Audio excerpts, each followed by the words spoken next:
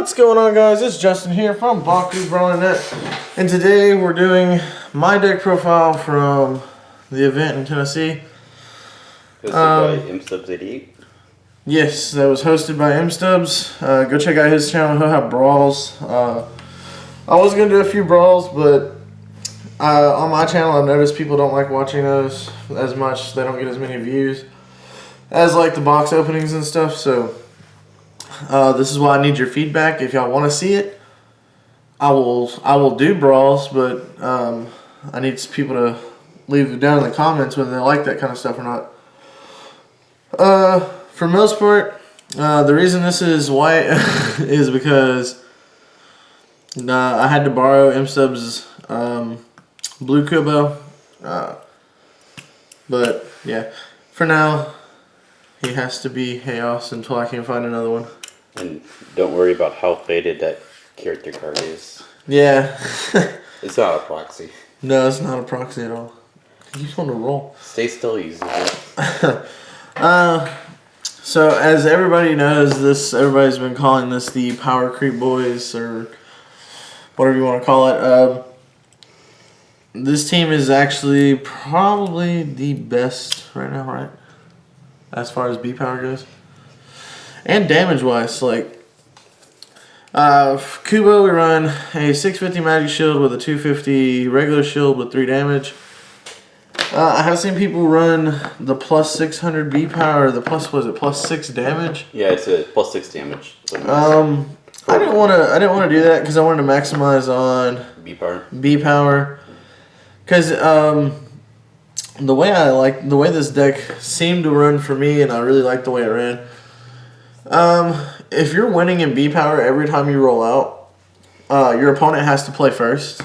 Like, you can just pass your priority, and your opponent has to play the first card. So you're running blue, which is negates. So you can choose what you want to negate in that. And some of the best B power boosts in the game.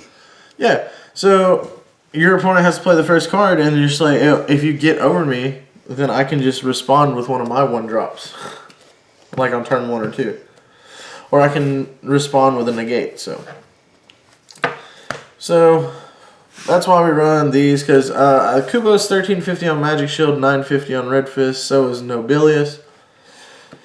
And then we have Hydronoid, which I don't understand what they were thinking when they made him. Or it's Evo. Yeah. Yeah, his Evo is just crazy off curve. It's like 2 energy damage-wise above curve and 1 energy B power above curve. Yeah. He's 1450 on Red Fist. With 5 damage. There has been a couple times where I had to wiggle my way out of a situation where I hit him on a magic shield, and so outside of that, he's really good. Your biggest fear is Hot Potato, but you really don't care because you run so many rerolls. For the blue portion of the deck, we run 3 Wave Slash. Card's really good. You play any other card that turn, gain a plus 1,000. Before you play that? Yeah. The new errata. Yeah. Which they run cards like Hurricane Winds and stuff to get that going. Liquid Dirt's probably the best Aquas card out of Age of Orlis. Plus, it's a better Tides. And obviously we play the Orlis Hydronoid, so you can just play this for a 1-drop. Well, it's a better Tides if you're playing Orlis. Some of us can't do that. We do run 3 Shun. Established in this turn 1 or 2 is really good in this deck because so not only do you have the highest B power normally on board and your opponent has to play into you, now they have to play into you while you have 4 and 5 cards in your hand every single turn. So you have options. That's what I like about him. Surprised he wasn't an elite. We play 2 Hurricane Winds. I almost didn't play this, but somebody talked me into playing it. He talked me into playing it, and in playtesting it worked out amazing because we do run Wave Slash, and I was running 2 Wildfire, which was really nice. It's blue, so we run Negate. This is the best Negate in the game. Hands down. Yeah. And what something to remind everybody, if your opponent has super fuel and they roll out super fuel, don't negate the super fuel. Wait until they play the card off super fuel and negate that card. Yeah, because that makes them you're up another card in their hand. Yeah, because I mean the reroll doesn't really matter. It's the card they play after, unless they're playing out of Shun, which that doesn't matter anyway. But definitely wait to see what the action card is, because if they play Wave Slash on you, yeah, it gets the Wave Slash out of our hand. Yeah, it just gets the Wave Slash out of their hand and moves on. A lot of people wasn't playing. A lot of people were saying not to play Hypercubo online. I was just like, but he's like a 2-drop and he's really good. Late game, this comes up a lot. Late game, if your opponent evos and you stay at your base stat, you're still like, now in this situation, like I was looking at it. So late game, your opponent is, say, 1350 on their evo, or say they're 1550. Now you're behind. You don't want that. You want to always be ahead in B power on every turn. That way, you're always getting to play the last card. Basically, you're making your opponent play the first card. 3 deep dive. It replaces itself and it's a free reroll. It's +1 off Shun. It's really nice. I was only playing 2 of this card to begin with, and I bumped it up to 3 because I was running 1 Nobilius, and after playing around with Nobilius, I did not like it. I always opened it, and it was always energy. So I figured if I just threw a second one of these in, I'd rather see this on turn 1, because in case they do get over, you need something to respond with. So it's that or Liquid Darts. 2 Dark Waters. It's not that important, but it's another reroll, and it gives you a little bit of B power. I wouldn't run another one. I run 2 Wildfire. You are running Wave Slash, so Wildfire at 3 is not necessary. Obviously, you get the 800 because you're running Aurelus. Another good Wave Slash target. Or Hurricane Winds, my bad. Best reroll in the game. Card's broken. Nothing to be said about that. 3 I win during late game. And last but not least, 2 of Hydronoid's Evo. Late game, this is broken. Or Super Hero Turn 2. Yeah, most people can't get over this. Like I've had late games where I just didn't have any B power boost in my hand. I had already used it all, and I top decked this, and I was like, oh look, B power boost. 4-drop 2450 is a little. Yeah. With what on a red fist is 11 damage. Yeah. You don't need more than 2, to be honest. No, I agree. You want more action cards in this deck. We only play 6 flips. We discussed this, and then I tweaked it a little bit. We were running 2 of this. We were running 2 of this, but I changed it last minute because what I thought was going to be at the event.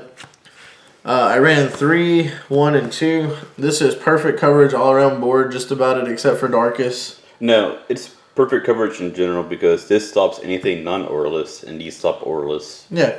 So it covers basically everything. That's the idea of the flips. I thought Chaos and Pyrus was going to be more relevant than Aquas Ventus. That's why I chose this, and I cited 2 of these, just in case I did run against Aquas or Ventus. And I personally like the idea behind the 1-drop flips, but I also don't, just because they only stop Aurelus, which the effects they give you is usually really good, but the fact they only stop Aurelus is a bit iffy.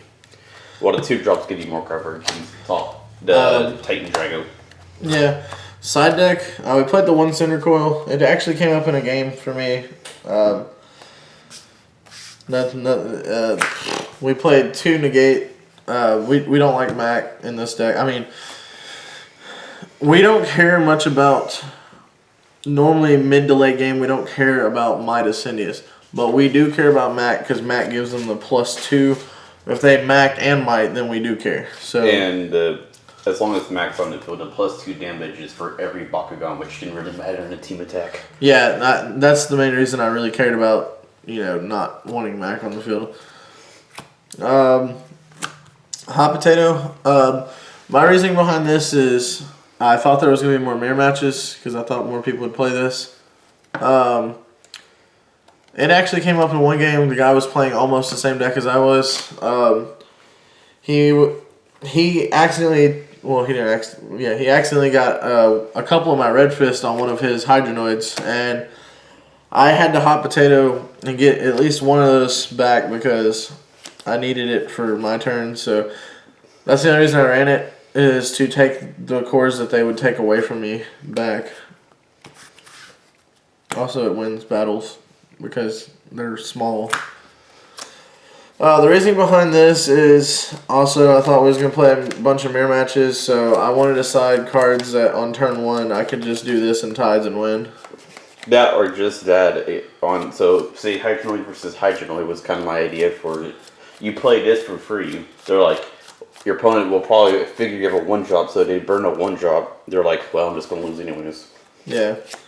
Outside of that, if I had to do it again, I did side this in twice. It was actually pretty good. I'd probably side a third. And then we sided our flips. We ran the third one of these, the third of that. And then we sided these in for Shield Green Fist, but it wound up being more relevant against this, but it didn't for me because I drew them, so it didn't matter. And just as a little recap, thanks to M-Stubs and a couple of the guys there. M-Stubs got me this guy I was super excited about. Also, I got one of these off of him. Just some of the hex balls I picked up. Kraken Snatcher. Yeah. Yeah, my buddy really likes this, and he called me a Kraken Snatcher because he really wanted it. It's not me. No. Picked up a Shade Blade and a Darkest Howl, and as much as people don't like this card, I pulled it out of my winning packs. Sneak Attack, the 3rd hex. If y'all would like to see that, let me know. I can do a I'll do a collection of all my hexes if y'all want to see it. Someone has a bit of a problem. Yeah. I also picked this up. I also picked this little guy up. It's a figure I've been wanting. I just didn't want to buy the fat pack for it. Helco Ocha Ventus. Alright guys, thanks for watching. Stay tuned for